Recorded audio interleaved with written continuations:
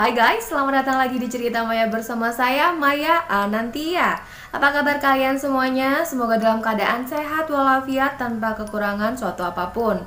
Jadi hari ini kira-kira kita akan bahas apa? Ya, seperti yang kalian baca di thumbnail, kita hari ini akan membahas tentang sebuah desa yang bernama Desa Gondomayit. Sebenarnya saya sudah beberapa kali mendengarkan juga cerita tentang Desa Gondomayit ini. Jadi rumornya desa ini itu ada kejadian yang pasti terjadi di desa itu, yaitu setiap hari ada orang meninggal. Jadi itu sebabnya kenapa desa itu disebut Desa Gondomayit. Nah, buat kalian yang penasaran cerita versi siapa yang akan saya bawakan hari ini, saya ambil dari webnya Abadi Kini yang ditulis oleh Muhammad Irwan. Jadi langsung aja kita mulai ceritanya. Sebuah kisah misteri yang pernah diceritakan oleh orang yang saya kenal dekat. Mesti kami nggak satu sekolah, nggak satu kampus, dan nggak satu pekerjaan, tapi beliau ini sudah saya anggap sebagai abang angkat saya. Itu kata penulis. Sudah cukup lama sepertinya saya nggak main ke kota pahlawan ini. Kota ini merupakan salah satu saksi hidupku yang dimulai dengan menjadi pekerja serabutan.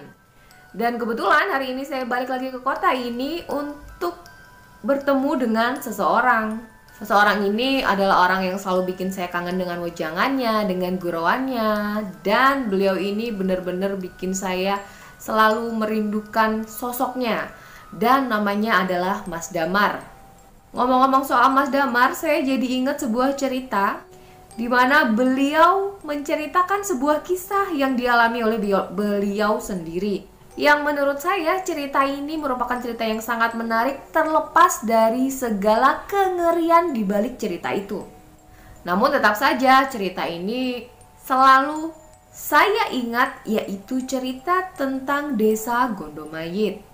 Desa gila, kata Mas Damar, sambil masih melirik kiri dan kanan dan menatap kesana kemari seolah-olah peristiwa itu masih membekas di ingatannya. Gila gimana? Tanya saya penasaran. Ya gimana nggak gila? Tiap hari ada aja yang meninggal.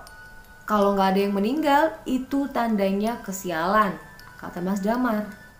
Percakapan kami kemudian sahut menyaut dan semakin membuat saya penasaran. Ketika kemudian pandangan saya teralihkan oleh sebuah motor RC Honda yang tiba-tiba berhenti. Mas Erik, sosok yang juga saya kenal akrab ini, datang dan kemudian duduk lalu memesan kopi. Di sini saya ngelihat Mas Damar menyapa Mas Erik, yang ternyata mereka berdua ini sudah kenal sangat akrab. Rick, ini loh, ceritain cerita pengalaman kita dulu. Cerita zaman aku dan kamu masih kuliah, yang waktu itu nyasar di sebuah desa yang dinamakan Gondomayit, kata Mas Damar. Kemudian wajah tenang Mas Erik pun berubah. Wajah itu mengisyaratkan ketidakenakan. Dan saya yang duduk di depannya bisa merasakan kecemasan itu di wajahnya. Masih diinget-inget aja, udah lupain, gitu kata Mas Erik. Mendengar itu, saya pun langsung memohon. Sejujurnya saya senang banget dengar hal-hal kayak gini, cerita-cerita kayak gini. Toh saya juga tidak asing lagi dengan cerita seperti ini. Awalnya Mas Erik tampak ogah menceritakan. Nah, berbekal bujukan saya, akhirnya Mas Erik pun mau memulai ceritanya. Tapi dengan syarat, dia mau dibayarin kopinya dan juga rokoknya. Dan disinilah saya melihat Mas Erik menunjuk sesuatu, arah utara dari kota pahlawan ini. Dan saya mengerjitkan dahi saya. Tahu daerah Tit? Enggak, yang di utaranya Gunung Tit. Saya mengangguk. Ya di sanalah desa itu berada. Nah, lalu cerita pun dimulai. Mas Damar baru saja ditunjuk untuk menjadi ketua Mapala pada tahun 2011-2012 di salah satu universitas yang terkenal di kota ini. Menjabat menjadi ketua Mapala pada semester ke-6 itu bukan hal bijak sebenarnya. Mengingat akan ada agenda bahwa bulan Juli akan ada kegiatan mendaki Mahameru, di mana 4 universitas yang ada mapalanya itu digabung. Disinilah Mas Damar membuat tim khusus untuk merancang kegiatan apa aja yang akan dilakukan ketika mapala tersebut dilangsungkan. Tapi ternyata karena itu mendesak, tak ada satu anggota pun yang sanggup. Dan kebetulan acaranya itu bertepatan dengan adanya UTS. Nah, UTS kan lebih penting ya daripada pendakian gitu, menurut anggota yang lain. Nah, karena minimnya persiapan, akhirnya Mas Damar itu nekat tetap melanjutkan acara yang sudah diagendakan sebelumnya. Ya, meski dia harus seorang diri mempersiapkan segalanya, tapi kebetulan Mas Erik yang kebetulan juga dia adalah ketua sebelumnya, jadi ketua Mapala yang di awal ini adalah Mas Erik, kemudian dilanjutkan oleh Mas Damar. Jadi Mas Erik ini berbaik hati mau ngebantuin Mas Damar buat nyusun agenda. Jadi Mas Erik mikirnya toh ini kan buat nama baik universitas mereka gitu. Jadi setelah menyusun agenda, akhirnya mereka merasakan ada satu tempat yang dirasa cocok, yaitu Alas Tit. Sorry, di sini pun ditulisnya juga disensor, jadi aku nggak bisa nyebutin nama alasnya. Buat kalian yang tinggal di area Surabaya atau tahu di area Surabaya, seperti dikatakan sebelumnya, area ini ada di utaranya kota pahlawan tersebut. Alas ini merupakan salah satu tempat yang biasa dipakai buat melatih stamina karena medannya tuh nanjak banget, dan ini merupakan spot yang baik karena suhu di area tersebut mirip banget sama puncaknya Mahameru. Karena area yang dituju di awal itu adalah Mahameru, tapi karena sempit mereka berubah lokasinya jadi di Alas Tit itu tadi. Alas Tit. Gak enak banget ya. Sebelum Mas Damar dan Mas Erik tahu apa yang menunggu mereka di sana, persiapan itu udah dilakukan 1 minggu sebelum acara. Mulai dari perizinan sampai menyisir tempat yang mau dipakai buat pendakian. Dan walaupun tempat yang dituju Mas Erik dan Mas Damar ini bukanlah tempat pendakian pada umumnya, namun Mas Damar meyakinkan Mas Erik bahwa perjalanan 6 jam ini akan terasa singkat. Lalu kemudian mobil mereka berhenti di salah satu pos. Pos tersebut udah nggak asing lagi bagi mereka. Namun ada keanehan di situ karena nggak ada satupun orang yang berjaga di pos tersebut. Nah, biasanya seharusnya ada 1 atau 2 penjaga. Karena meskipun ini bukan jalur pendakian resmi, ini merupakan jalur yang sering sekali ramai pengunjung. Karena tempat ini adalah salah satu objek wisata yang terkenal. Menunggu. Setidaknya itu yang dilakukan oleh Mas Damar. Karena dia tahu bahwa laporan itu penting. Jadi orang yang mau ngedaki itu di pos awal dia harus laporan kepada penjaga pos.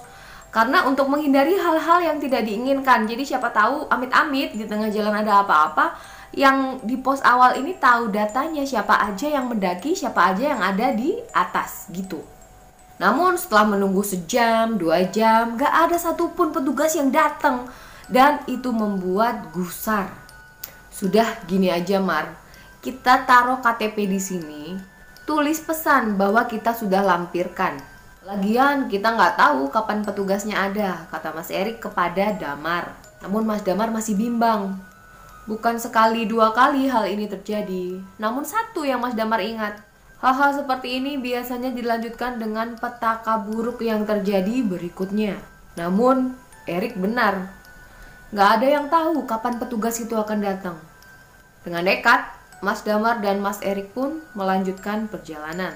Mereka melangkah masuk ke dalam hutan, bersiap untuk menyambut penghuni yang sudah menunggu mereka. Saat itu jam menunjukkan pukul 8 malam. Seharusnya jalurnya tidak segelap itu. Apalagi jalurnya sendiri masih belum terlalu jauh dari pos pertama. Namun malam itu lain, jalur itu lebih gelap daripada malam sebelumnya. Yang lebih aneh, tak satu pun terdengar bunyi binatang malam yang ada di sana. Biasanya tuh kalau di hutan kan bunyinya tuh berisik, suara jangkrik, suara hewan kumbang apapun, mereka bersuara nyaring banget. Ya kan? Medannya memang menanjak. Jadi seperti bukit kalau disusurin gitu. Cuman dia sedikit lebih tinggi. Namun masih bisa ditempuh dengan santai. Jadi nggak ngoyo gitu buat naikin gunung ini. Kalau kata mbahku, kalau nggak ada suara begini, biasanya ada hantu. Hus, jangan bilang gitu, dijaga mulutnya nggak baik, kata Mas Damar. Sebenarnya ada yang dari tadi membuat Mas Damar itu nggak tenang.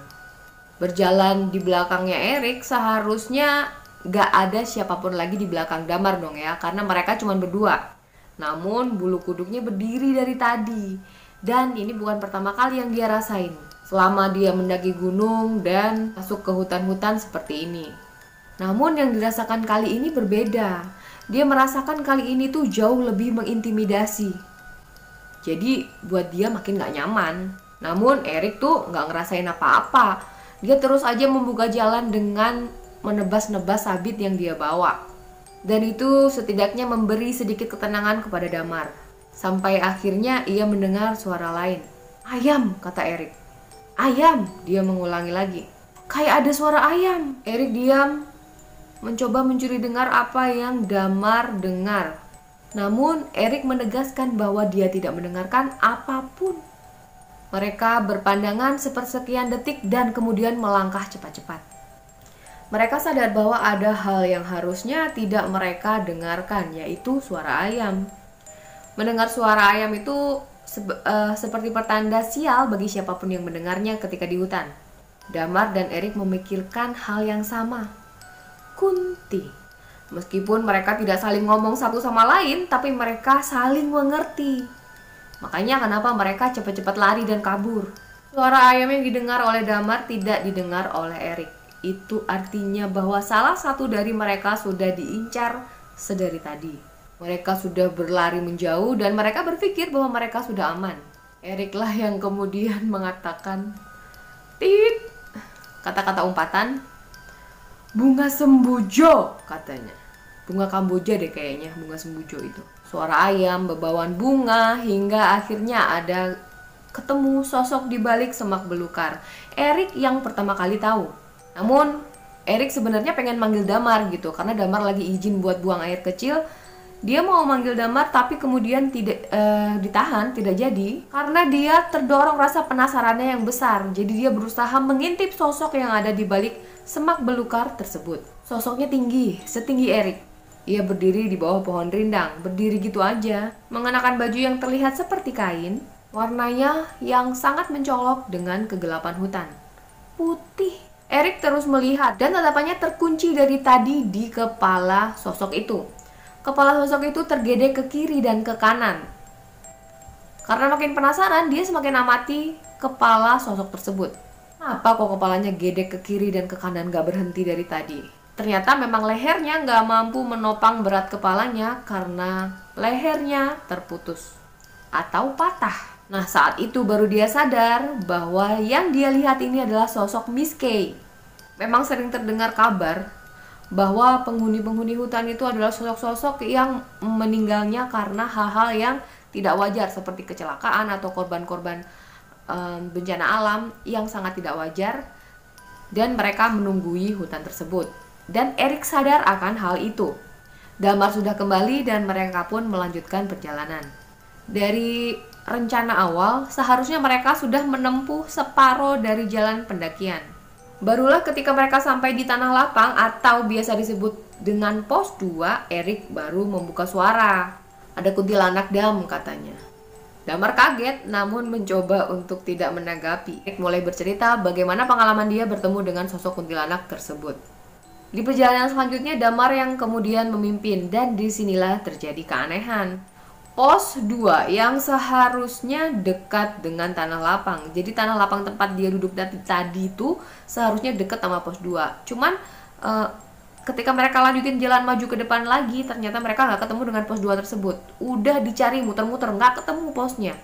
Mereka pasrah dong ya akhirnya, karena udah capek muter-muter, nggak ketemu juga. Terus di situ lagi, udah capek jalan. Perbekalan juga makin menipis tentunya. Akhirnya mereka memutuskan untuk stay aja di situ dengan pasrah. Sampai mereka mendengar ada suara kaki menghentak. Orang-orang berjalan berjajaran, seolah ada sesuatu yang sedang mereka kerjakan. Sampai mata Erik dan Damar akhirnya melihat pada sesuatu. Di barisan paling depan, di sanalah mereka baru sadar ada pekuburan mayit. Sampai akhirnya mereka pun sadar lagi. Gimana mungkin ada penguburan jenazah sementara mereka ada di tengah hutan? Jadi keganjilan-keganjilan dari awal mereka memasuki hutan sampai akhirnya mereka tiba di tengah hutan ini udah dirasain dari awal banget kan. Cuman mereka hanya bisa diam, mereka pasrah dong ya udah sampai di tengah-tengah. Mau gimana, minta tolong ke siapa juga. Mas Damar dan Erik hanya memandangi rombongan itu semakin menjauh. Gak lama dari itu, Mas Damar mengeluh kesakitan. Dengan medan yang tadi sangat berat, sedari tadi itu sebenarnya dia udah menahan kesakitan yang ada di bagian, mohon maaf, selangkangannya. Ketika Mas Erik ngajak untuk lanjut, Mas Damar bilang gak bisa lanjutin. Erik ngelihat sesuatu yang ganjil yang terjadi sama Mas Damar. Mas Erik akhirnya nyuruh Mas Damar bersandar di pohon. Pikirannya fokus ke rombongan yang barusan lewat tadi, itu jin apa bukan. Mas Erik pun meninggalkan Mas Damar seorang diri buat nyari si rombongan yang tadi. Sebenarnya waktu rombongan tadi lewat ada hal aneh yang Mas Erik rasakan. Dia mendengarkan suara gamelan. Dan suara gamelan ini mengalihkan perhatiannya. Sebenarnya dia nggak fokus juga ke rombongan tadi, tapi fokus mendengarkan alunan merdu dari gamelan yang dia dengar. Jadi dia juga nggak tahu apakah Mas Damar sebenarnya dengar juga suara gamelan yang dia dengar, tapi dia masih lanjut aja mencari rombongan tadi. Jadi ketika dia mencari itu, dia juga berusaha mendengarkan ke arah mana sumber suara si gamelan itu. Dia terus mencari, dan yang dia ingat, penabuh gamelan itu enggak menampakkan wajah sedih. Penabuh gamelan itu wajahnya tuh senyum sumringah gembira gitu loh. Dan kemudian ada keranda mayit yang biasanya keranda mayitnya orang normal itu ditutup kain hijau dan bunga-bunga. Namun yang dia lihat pada malam itu, keranda mayit itu ditutup oleh kain hitam dan juga bunga melati sebagai penghiasnya. Dan akhirnya setelah 10 menit dia berusaha mencari, akhirnya dia putus asa. Dia kembali lagi menuju ke tempat Mas Damar. Dan ketika dia kembali, dia kaget ngeliat Mas Damar tuh nggak sendirian bersandar di pohon itu. Dia lihat ada nenek-nenek yang sedang memanggul kayu bakar, lagi ada di dekatnya Mas Damar. Jadi nenek itu menawarkan tempat persinggahan gitu loh guys. Dan sekaligus ngasih tahu apa yang terjadi sama Mas Damar itu adalah biasa disebut dengan weltuk. Mas Erik tanya, apa itu weltuk gitu. Nenek yang ngaku bisa nyembuhin Mas Damar ini bilang kalau weltuk itu adalah lelembut penunggu sungai yang marah sama Mas Damar karena Mas Damar nggak sengaja mengencinginya. Akibatnya Mas Damar disentil area kemaluannya. Mohon maaf ya. Dalam perjalanan tuh si nenek bercerita banyak banget. Salah satunya disuruh permisi kalau mau buang hajat. Jadi ngasih tahu bahwa sebenarnya walaupun mereka nggak kelihatan sama mata kita, mereka itu ada. Meskipun hanya dengan suara yang berbisik, jin itu akan tahu. Termasuk Wanggul yang sekarang mengikuti Mas Erik. Hah? Wanggul? Wanggul itu apa mbah? Si nenek berhenti, kemudian menunjuk jauh banget ke belakang. Jadi dia berkata, Wanggul itu wanita yang kecelakaan. Lehernya patah dan dari tadi dia ngikutin kamu. Lalu gimana mbak, sampai kapan saya akan diikutin? Tanyanya. Biarin aja, nanti juga pergi sendiri, jawab Mbah To. Dan benar saja, di depan udah kelihatan sebuah desa. Namun desa ini nggak terlalu besar rumah-rumahnya. Dan dindingnya pun terbuat dari anyaman bambu. Simbah mempersilahkan masuk. Tidurkan dulu temanmu di situ, katanya. Ada bangku besar untuk merebahkan badan. Sambil dia melihat ke sekeliling lingkungan itu.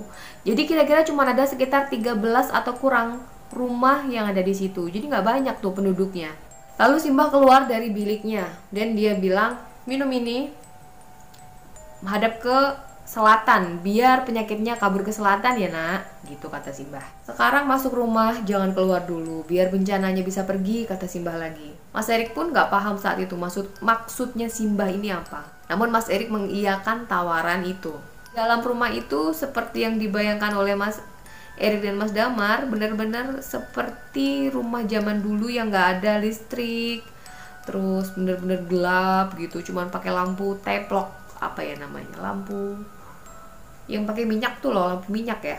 Mas Damar tuh langsung tidur setelah dipersilahkan buat istirahat. Dan saat itulah Mas Erik kaget bukan main karena dia dengar gamelan yang tadi dia juga dengar saat dia lihat orang lagi gotong keranda mayit.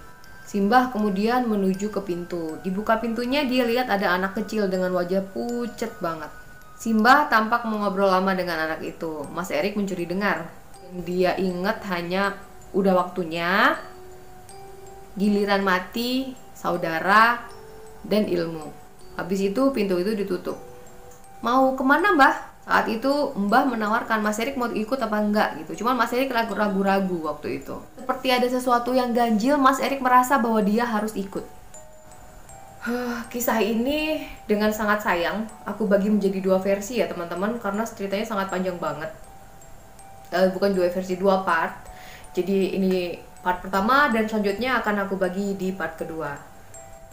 Jadi terima kasih buat kalian yang udah nyimak Cerita Maya. Jangan lupa bulan depan ada 2 segmen baru di Cerita Maya, yaitu cerita tentang serial killer dan juga cerita tentang apa aja yang viral di sosmed.